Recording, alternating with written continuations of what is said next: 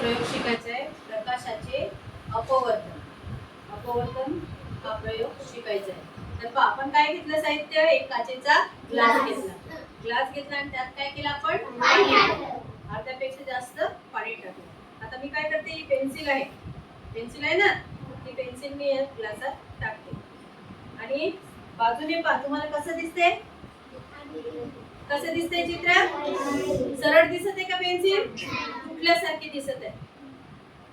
का दिसत आहे तुटल्यासारखी? कारण प्रकाश किरण हे आधी हवेच्या माध्यमातून प्रवास करत होते, आता ते पाण्याच्या माध्यमात प्रवास करत आहे.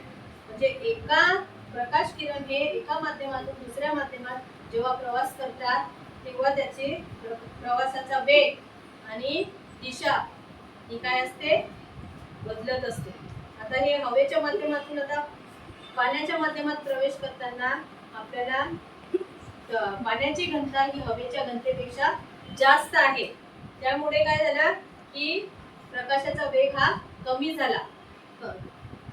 त्यामुळे आपल्याला पेन्सिल कशी दिसते? तुटल्यासारखी दिसते. समजला प्रयोग तुम्हाला? आता पहा, मी या ग्लास मध्ये हे एक कॉइन टाकत आहे. आता इकडनं पहा बरं, कॉइन दिसतो का तुम्हाला?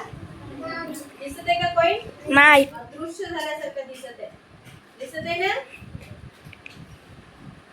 आता